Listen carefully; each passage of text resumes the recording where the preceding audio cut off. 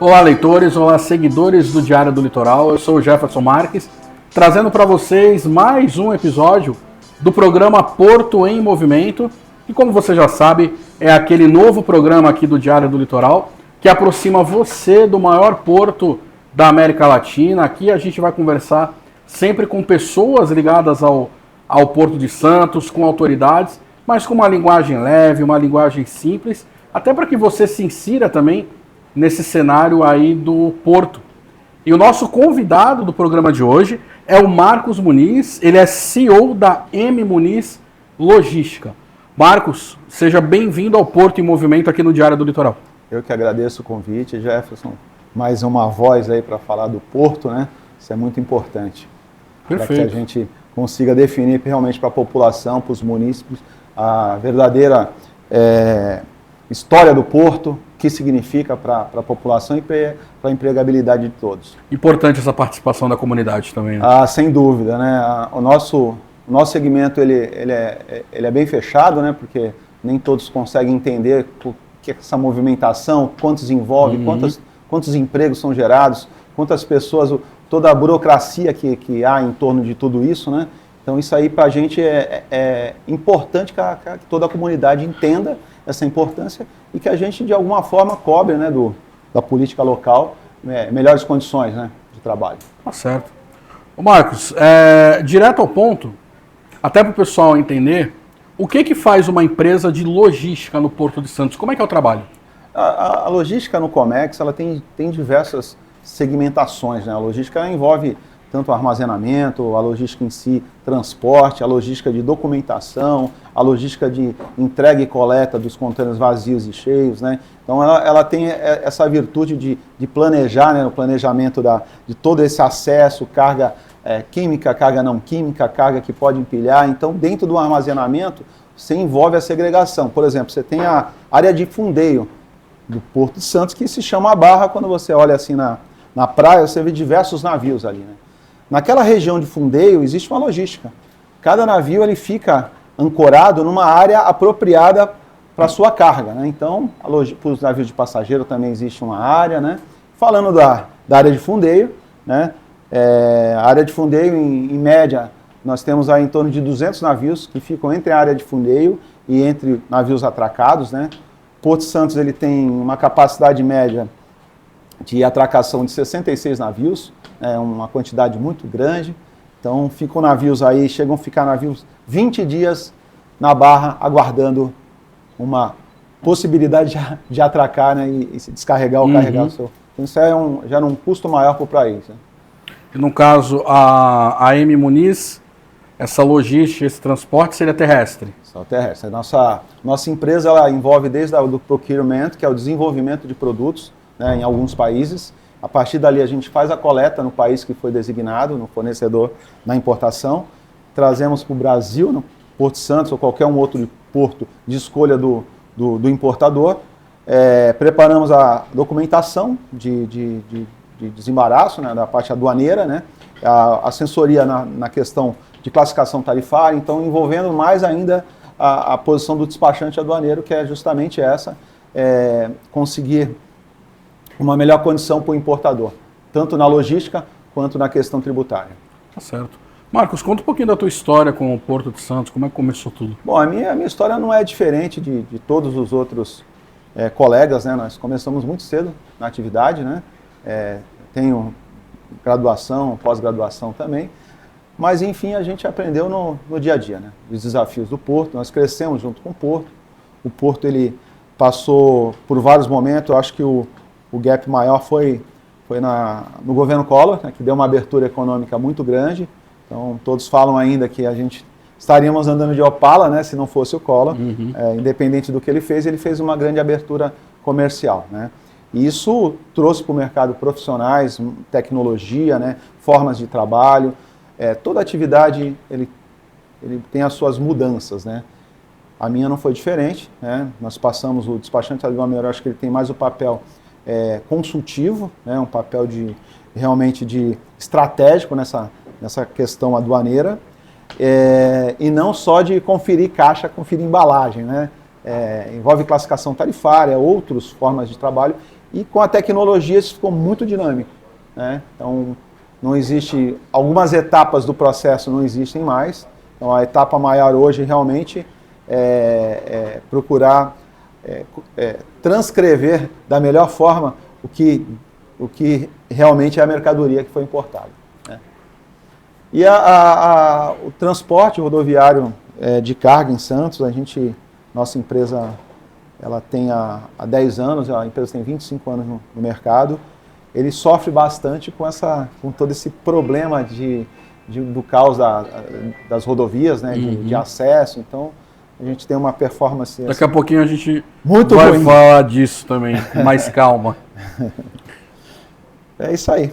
E você tem uma média, assim, Marcos, de um número aproximado, pelo menos, de quanto que vocês transportam anual? Quanto de carga, quanto de...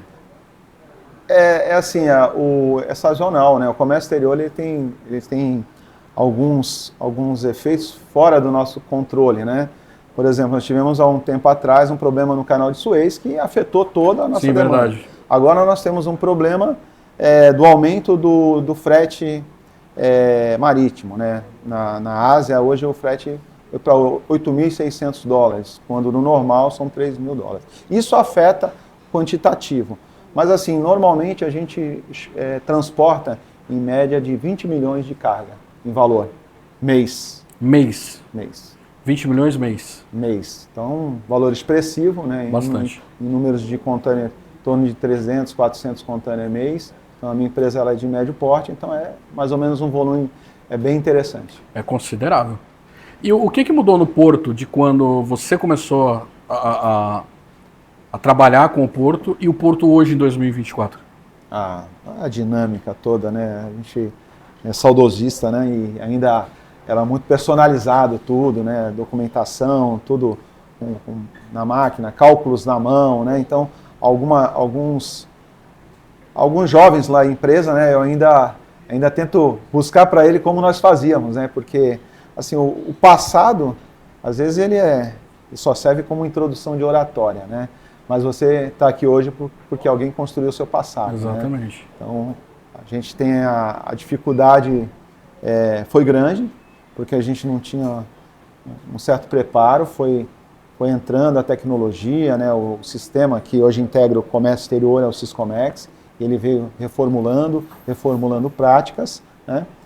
Os profissionais que realmente se atualizaram, eles se mantiveram no mercado e assim com bastante potencial de conhecimento, porque ele passou por essa transição, né? Então, eu acho que veio tudo a melhorar. Eu acho que a partir do momento que a gente passou de um quantitativo gigante no comércio exterior, as práticas também precisam ser melhoradas, né? Processo. Uma coisa puxa a outra. Exatamente. Né? E o que ainda precisa melhorar no porto? O que talvez você identifica hoje como o maior problema no Porto de Santos? O maior problema no Porto de Santos e no Brasil é infraestrutura. Infraestrutura, no geral, né? A infraestrutura, ela acaba tendo um custo muito alto para quem importa, para quem exporta e para quem vai na prateleira do supermercado, porque uma boa parte daqueles produtos eles são importados ou exportados, né? Então você tem esse efeito prático.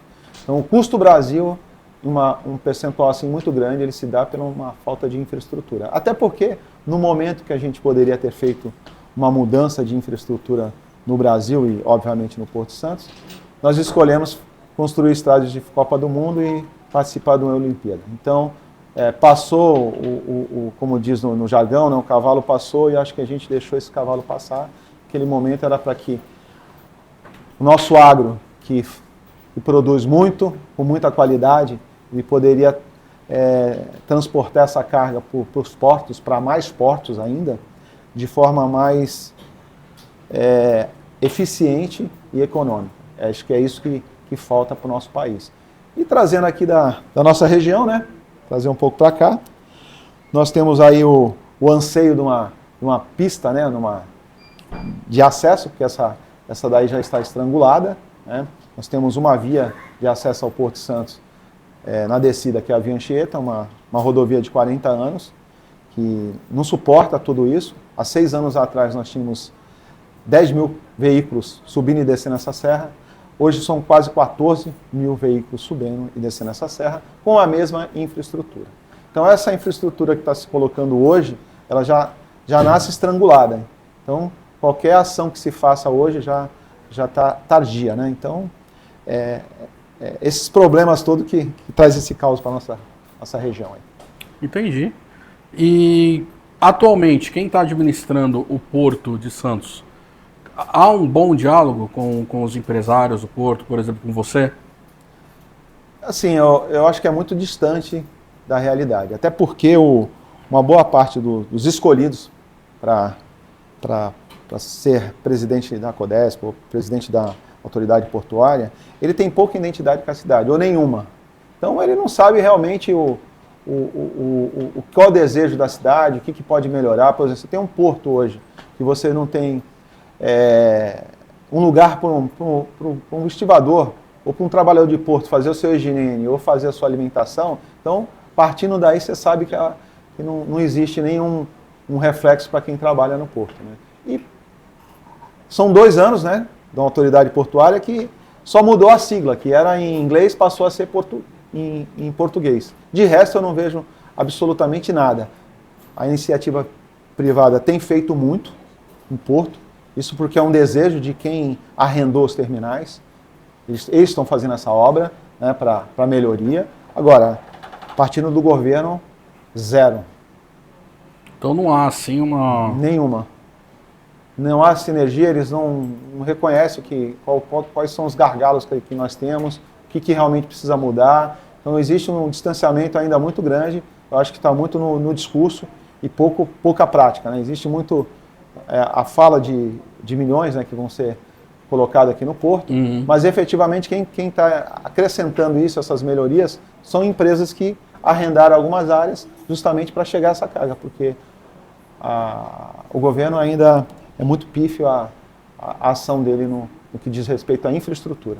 Uma pena. Tomara que mude, né? Eu acho muito difícil. A gente mantém assim aquela... Vamos pensar positivo, né? Mas está assim há anos, né? Não, acho que o brasileiro às vezes desanima, né? Foi sempre assim.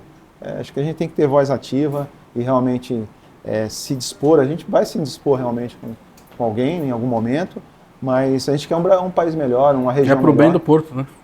Pro bem de toda a sociedade, né? O Porto é uma empregabilidade. Muitos aqui da região, eles têm diretamente ou indiretamente alguém da família que trabalhou no Porto, que vive até hoje no Porto, né? Exatamente. Ou até algum antepassado que trabalhou no Porto também, né? Sim, muito, tem por uma exemplo, história muito grande. Meu avô trabalhou na Docas. Então, e muita gente tem, né? Você tem aqui alguém que foi oriundo e, exatamente, de certa forma, o teu pai, teu avô, educou seu pai com recursos do Porto. Exato. E, consequentemente, traz alguma correlação. Então, isso vem a mostrar que a cidade ela tem o seu DNA Porto. Cidade é Porto, segundo Porto e terceiro Porto. Isso aí, até na voz do secretário de Finanças, Leandro Leocádio, aí, que realmente ele é um protagonismo. E ele que me deu esse dado que 65% de representatividade financeira ela vem do Porto. Deveria ser vista assim, né? Exatamente. Primeiro Porto, segundo Porto, terceiro Porto. Exato. Respira Porto, né? Deveria Sim. ser. Tudo deveria ser pensado por Porto, né? Isso me entristece muito, né? A nossa planta insular aqui, poucas empresas de logística conseguem se manter aqui em função das restrições proibitivas de lei, né? A cidade, há tempos, ela vem se transformando numa cidade dormitório. Para mim é triste. A gente sabe dos reflexos, né? Nós temos o Guarujá aí, que um dia foi a pérola do Atlântico, pensando dessa forma, né? O que seria uma cidade dormitório? Cidade de uniforme tem muito mobiliários e pouca atividade comercial. Então a cidade de Santos ela já não cresce há mais de 10 anos, né? São 412 mil habitantes. Não justifica esse quantitativo gigantesco de edificações. E pior, as edificações elas estão vindo em direção ao porto, né? E quando vem de direção ao porto, de uma certa forma, ela vai interferir em algum momento na atividade do porto. Eu não vi ainda em nenhuma parte do mundo o porto parar às 10 horas em função da lei do silêncio, né? Então, acho que a preocupação maior é essa, de não deixar essas edificações chegarem na maior economia da região e do país, né? Porque uma boa parte das exportações passam pelo Porto Santos. Em breve, Marcos, a gente vai ter a inauguração aqui do Parque Valongo, né, aqui no centro. De certa forma, isso vai afetar o setor logístico do Porto? Afeta a tua empresa? Olha, assim, a gente até acredita que uma atividade possa ser que gere algum fruto. Vai ficar muito bonito uma região, aquela região vai ficar muito bonita. Mas assim, eu acredito que cria mais um gargalo para o nosso Porto Santos. Você tem eu apelidei de Disneylândia, né? Você vai ter uma Disneylândia no meio do porto, né? E acesso de caminhão, acesso de trem, né? Se você está pensando em colocar um quantitativo de pessoas frequentando uma área dessa, que é totalmente industrial, o porto não pode parar, você não vai parar uma locomotiva para passar passageiros ou visitantes, né, que vem. Então, precisa ser bem pensado esse projeto para você não impactar na maior economia que tem a cidade, que é a cidade de Santos. Um exemplo bem claro é o Porto do Rio de Janeiro, Porto Maravilha. Quem vai no Rio de Janeiro conversa com um carioca, vai saber o que aquilo resultou de empregabilidade, zero. Então, a gente não consegue aprender nem com os outros exemplos, né? Agora, eu desejo que a coisa prospere e não atrapalhe a nossa atividade. Tem, né, aliás, eu ia te fazer outra pergunta, mas eu vou emendar nessa ainda do Valongo. Você sabe que existe uma ideia, ou acho que até um projeto, de transferir o terminal de passageiros, né, para cá, sim. pro Valongo. Esse terminal ele vai ficar próximo a já um terminal que existe hoje, né, um terminal de carga, um terminal break-bulk. Aliás, nós só temos dois terminais de água que faz essa operação break-bulk, que é com peças, né, embarque de peças e tudo. Um importante terminal para a nossa região, que é um dos únicos, né? E nós vamos desativar um terminal, né, para colocar os pier para atracação, sei lá, dos navios de passageiro. Então é uma preocupação muito grande que nós vamos perder um terminal de embarque, a nossa atividade é ruim, né? Nós já vamos perder que tem o STS-10, que é uma licitação de toda aquela região, que seria o maior terminal do Brasil de full container. 1 milhão de metros quadrados de área, né? O que seria o full container? Full container, embarque de container. Só embarque e desembarque de container. Só embarque e desembarque de container. Embarque e desembarque de container. Só isso. Então é um terminal específico para essa finalidade, né? Então nós temos um terminal multiuso, que é esse que fica próximo à possível área que vai ser feito o terminal de passageiro. Preocupa porque nós não teremos menos terminais. Hoje, o porto ele precisa aumentar em torno de 40% a 50%. Hoje nós já estamos estrangulados de área próximo à zona primária do porto. Está totalmente estrangulada. Quando o comércio exterior cresce um pouco, nós temos um caos gigantesco de container. Então, quem está vivenciando isso sabe da dificuldade. Então nós ficamos aí com caminhões, às vezes 12 horas, 24 horas no terminal para retirar um container. Em função, porque aquilo ali é um Lego. Você pega uma empilhadeira, você vai puxando até você... Então tem toda uma logística envolvida para você fazer a retirada dos containers.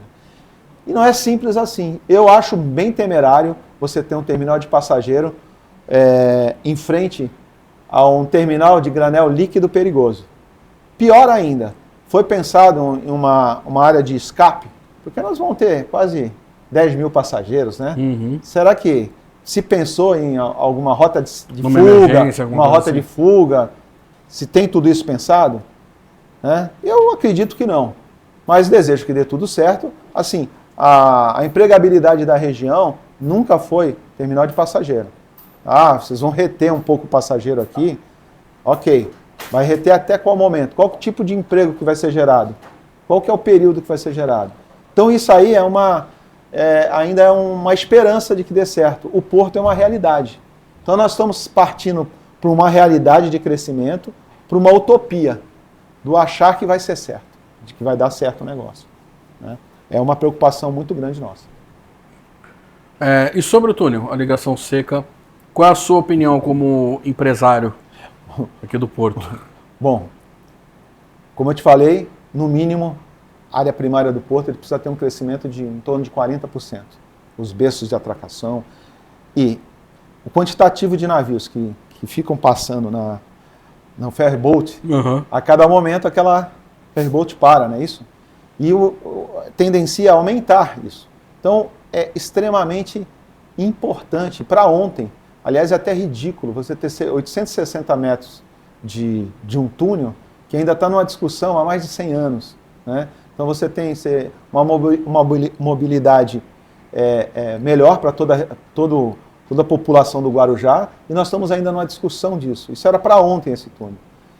Né? Para que seja construído, para que a gente tenha mais entradas de navio, para essa população da ilha, né, de Santa Amaro não sofra nessa vinda e ida, né? População de Santos também. Então, assim, nós temos duas populações ilhadas há mais de 100 anos, né, que se fala do primeiro projeto. Balsa completamente arcaica, né? Arcaica. São 8 balsas, né? E vão aumentar daqui a pouco para 10 balsas, e aí não vai ser suficiente ainda.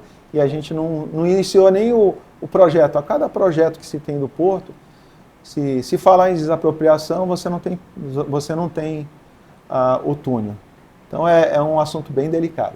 Difícil, né? Muito difícil. Até para opinar. Até para opinar. Você pensa uma coisa, aí tem uma questão de uma lei que já não pode, aí você pensa numa outra coisa. E pior, né? Se você começar uma obra dessa sem um planejamento, você pode parar o porto. Né? Você imagina você parar o porto em função de uma obra de túnel. Então isso, se começar uma obra dessa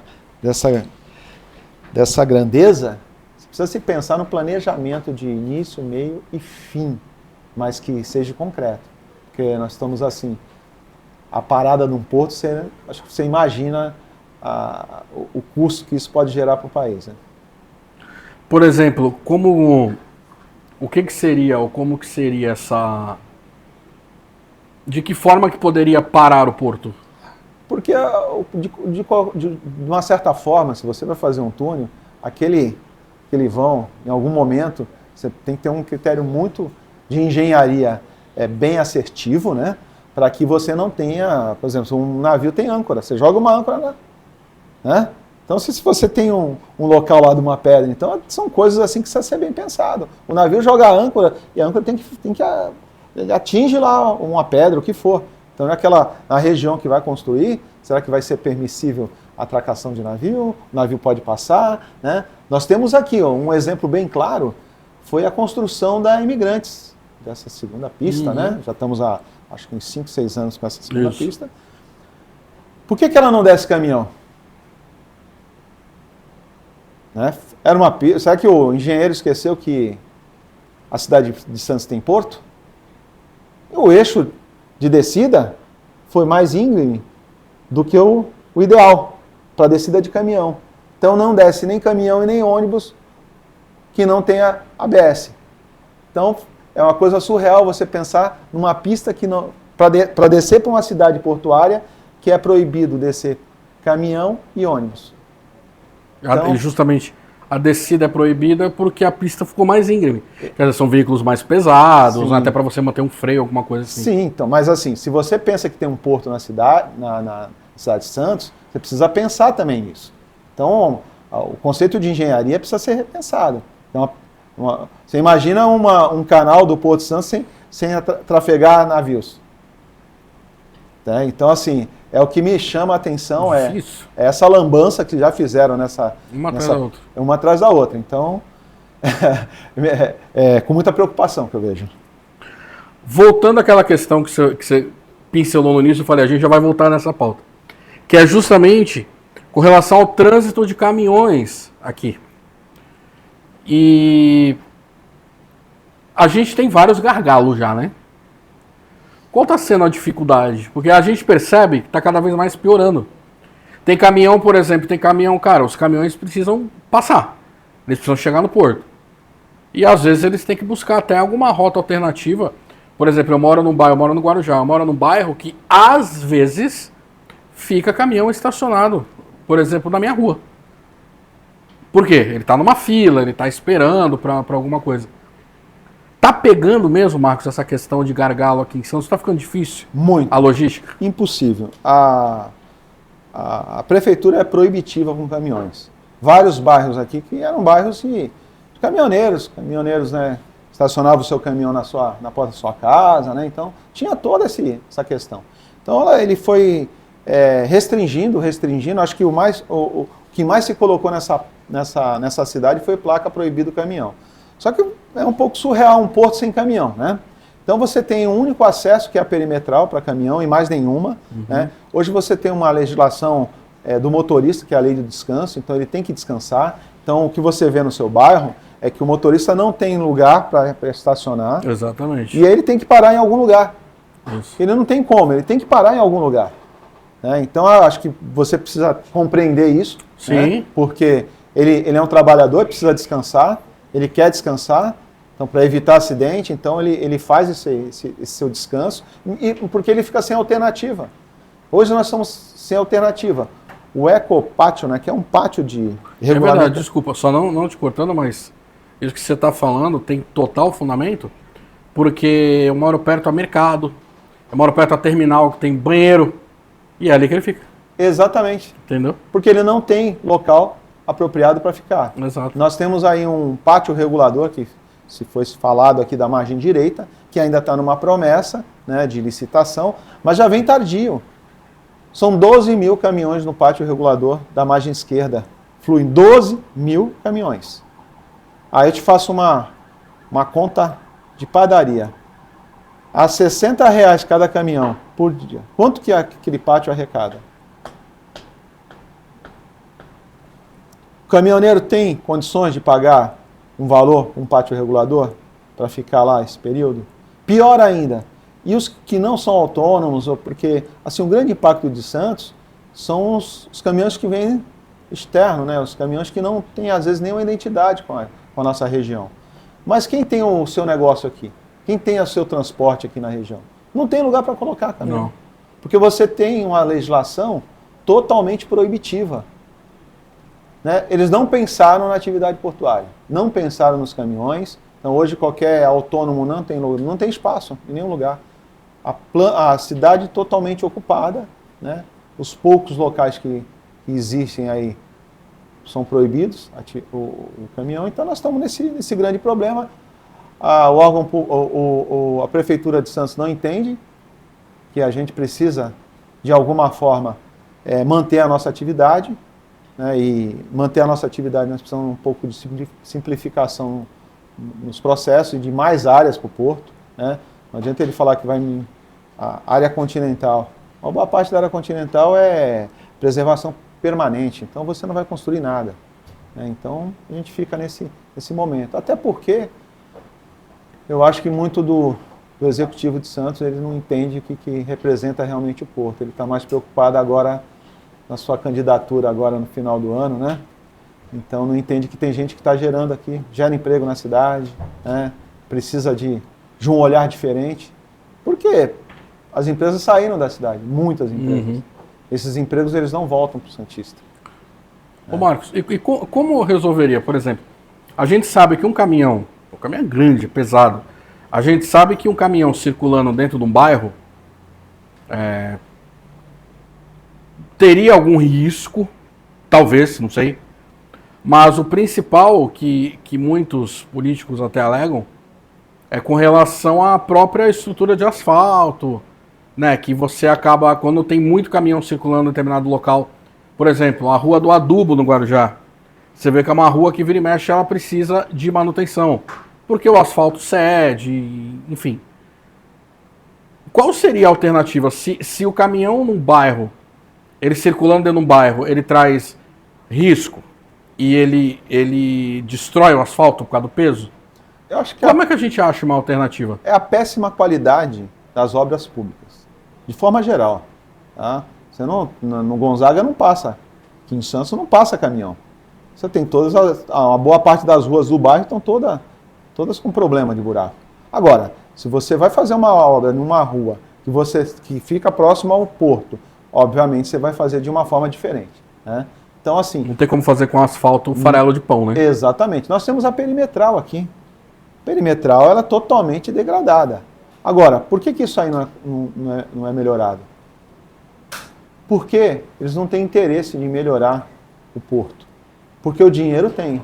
O dinheiro que foi colocado aqui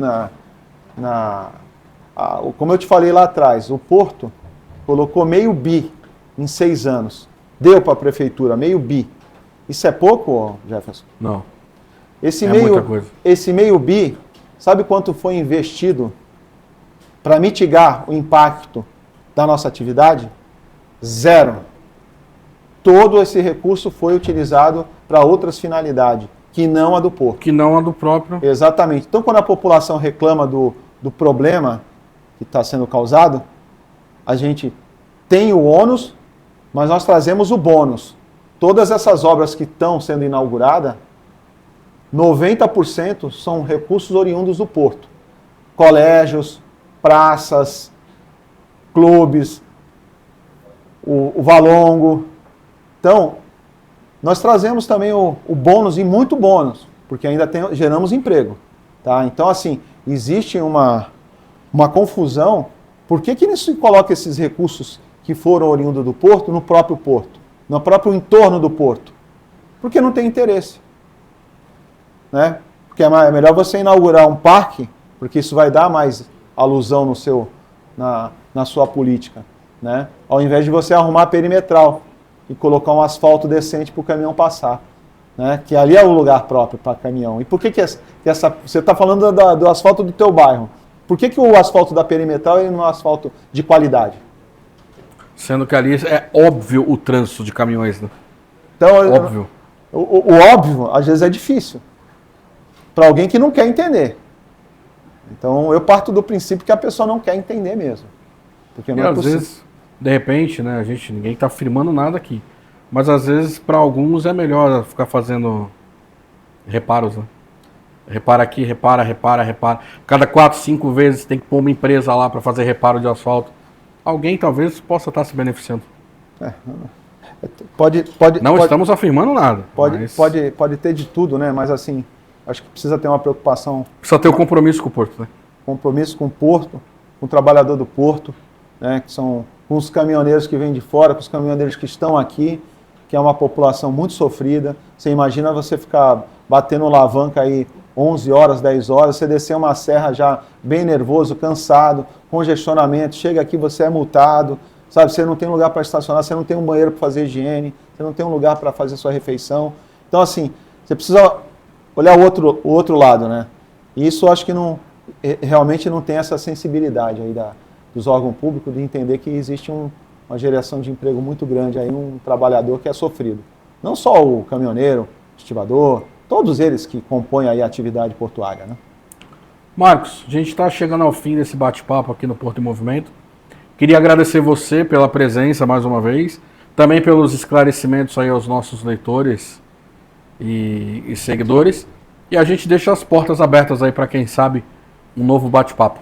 Sem dúvida, fico à disposição. Muito obrigado aí pelo convite e sucesso no seu programa. Igualmente, sucesso para vocês também.